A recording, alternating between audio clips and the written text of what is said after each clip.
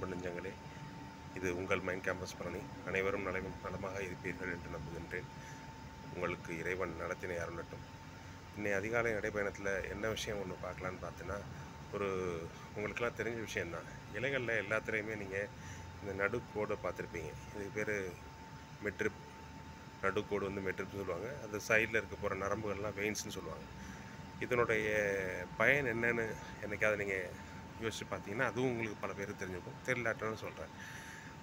என்ன விஷயம்னா, இது இலைகள் வந்து தான் உணவு தயாரிப்பாளர்கள், இந்த மரத்துக்கான உணவு தயாரிப்பாளர்கள். அப்போது அந்த உணவை தயாரித்த உணவை எல்லா இடத்துக்கும் கொண்டு போகிறதுக்காக தான் அந்த நரம்புகள்லாம் இருக்குது. அப்போ அங்கங்கே ரெண்டாவது திருப்பி வேர்லேருந்து நீரை உறிஞ்சு அந்த உணவு தயாரித்தலுக்கான தேவையான நீர்களை கொண்டாந்து தர்றதுக்காக தான் இந்த இதுவும் இருக்குது,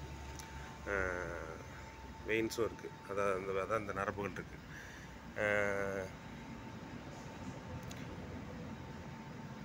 இது எல்லாருக்கும் தெரிஞ்ச விஷயம். இது ரிலேட்டடாக ஒரு ஆன்மீக ஸ்டோரியும் இருக்குது. என்னென்னா,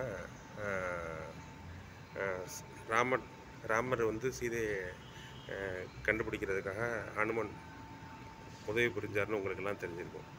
அப்போது அனுமனை கௌரவிக்கிறதுக்காக ராமர் என்ன ஒரு நிகழ்வு பண்ணார்னா, இவர் சீதையை மீட்டிட்டு வர்ற வழியில் ஒரு முனிவரோட ஆசிரமத்தில் உணவு அருந்திட்டு தான் போகணும் அப்படின்னு சொல்லி அவங்க கம்பல் பண்ணதுனால அங்கே எல்லோரும் சாப்பிட உட்காரும்போது எல்லாருக்கும் இலை போட்டவங்க அனுமர் வர்றது கொஞ்சம் லேட்டாக இருந்துச்சு. அவங்களுக்கு சாப்பாடு பரிமாறிட்டாங்க.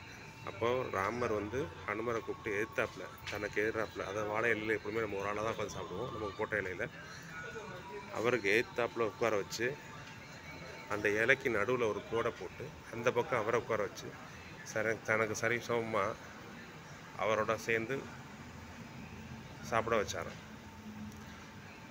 அன்னைக்கு போட்டது தான் அந்த வாழையில் நடுக்கோடு. அதனால தான் வாழை இலையில் பார்த்திங்கன்னா நடுக்கோடு இருக்குது.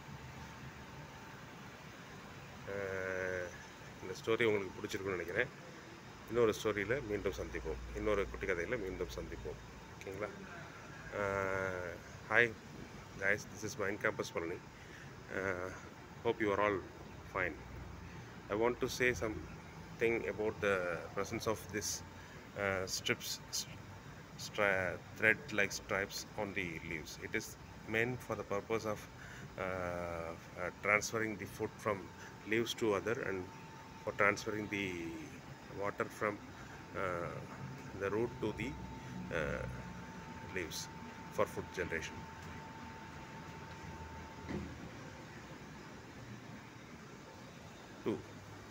To honor Hanuman, Ramar make him to sit in front of him before the banana leaf and make a line over there to share the food with him. That's how the strips have arisen. It was related to devotional story. Okay, hope you are all enjoyed my story. This is the way we can develop our language. We can develop a story in our native language and then try to translate in English. Hope you all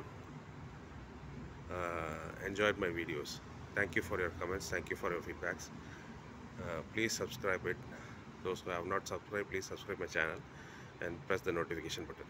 Thank you and all. You try to follow the same, then your communication and fluency will increase. Thank you and all. Thank you once again.